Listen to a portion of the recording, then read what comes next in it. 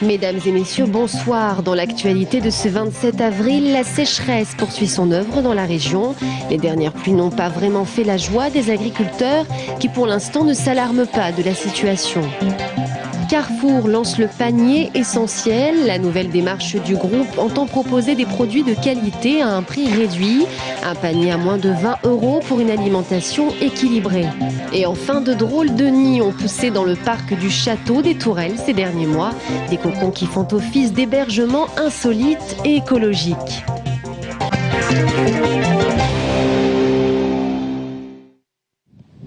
Un ciel voilé, mais pas une goutte de pluie encore à l'horizon. Cet agriculteur de Neuville-le-Roi constate, la sécheresse commence à avoir des effets sur son exploitation. Donc ici, la conséquence directe de la sécheresse, c'est le feuillage qui est stressé. Donc ces feuilles jaunes ne sont pas des maladies, en réalité c'est les conséquences justement d'un manque d'eau. Un manque d'eau qui dure maintenant depuis un mois. La raison, un anticyclone basé sur l'Europe qui a dévié toutes les perturbations océaniques. Conséquence, la terre est sèche et si cela continue, les céréaliers pourraient perdre une partie de leur récolte. Heureusement que nous avons eu des précipitations ces derniers jours. Donc dans la nuit de samedi à dimanche, on a eu 7 mm. Dans la nuit de dimanche à lundi, on a eu 8 mm. La situation n'est donc pas encore critique, d'autant que de nouvelles précipitations sont attendues dans les prochains jours, en moyenne de 5 à 10 mm sur la fin de semaine. On va rester dans ce flux de nord-nord-est qui nous ramène un peu d'instabilité et puis quelques averses. Donc tout le long de la semaine, avec un réchauffement en fin de semaine et donc peut-être des averses et des orages un peu plus conséquents en fin de semaine. Un changement de situation météorologique qui, à défaut d'apporter des pluies importantes, va au moins limiter l'évaporation avec des vents moins secs. Ce mois d'avril 2011 est d'ores et déjà comparé à 1976, année de sécheresse record. Celle-ci avait cependant débuté dès l'hiver. Quant aux prévisions saisonnières, que ce soit du côté de Météo France ou du côté des agriculteurs, personne n'est en mesure de dire si l'été sera sec ou humide.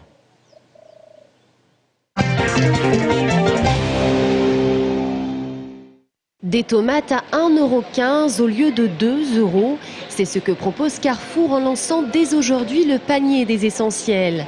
Un panier de produits renouvelés chaque semaine qui représente 3 repas équilibrés pour une famille de 4 personnes. Une offre de taille lorsqu'on sait que le budget alimentaire d'un foyer français représente en moyenne 13% de ses dépenses. Le but, c'est de garantir à nos clients un pouvoir d'achat le plus bas possible. Donc nos acheteurs ont négocié avec les fournisseurs pour justement proposer à nos clients un panier d'une dizaine de références pour un total de 20 € sur des produits de qualité, des produits frais et variés, légumes, fruits, poissons. On veut vraiment maintenir des prix bas au niveau des magasins et bloquer l'inflation à un maximum de 2%. Vous pensez que ça aura du succès ? On y croit. Un dispositif lancé le 6 avril dernier en région parisienne par Frédéric Lefebvre, secrétaire d'État à la consommation. Les principales enseignes de la grande distribution participeront donc à cet effort. Si certains clients accueillent favorablement la nouvelle, d'autres semblent être d'un autre avis. Ça dépend des périodes, hein. Il arrive qu'on les achète aussi à ce prix. C'est pas parce qu'il y a des paniers prix, mais les tomates, nous les achetons selon les périodes. Mais il y a des périodes qu'on les achète aussi à 1,15 €, donc il n'y a rien de changé. Le panier des essentiels a 3 mois pour séduire le portefeuille des clients. Carrefour a ainsi refusé certaines hausses injustement fondées sur l'envol des cours des matières premières, un luxe que ce grand groupe peut s'offrir. L'inflation alimentaire devrait être ainsi maintenue à 2% dans les magasins cette année.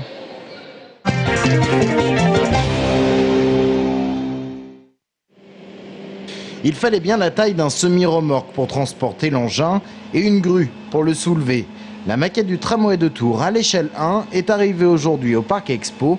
Elle ne sera visible qu'à partir du 6 mai, ouverture de la foire de Tours. Une maquette qui sera dévoilée en grande pompe. Rendez-vous est fixé donc le 6 mai à 11 h.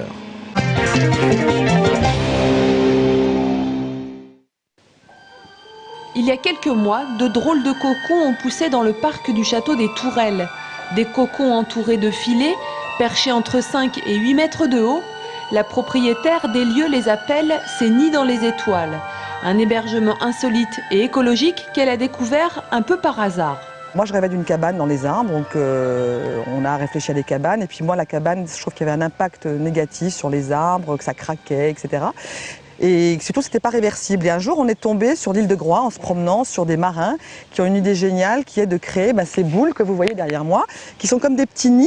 Donc c'est vraiment fait de manière très artisanale, avec des filets de pêcheurs, des toiles de bateaux. Et surtout, c'est réversible. Donc si on change d'avis, ça peut s'en aller.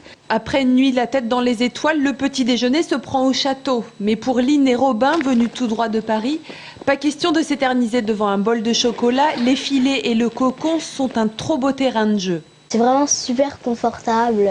On s'endort très vite et avec le bruit des oiseaux, ça berce un petit peu. Les coussins, la couette et tout, c'est super agréable.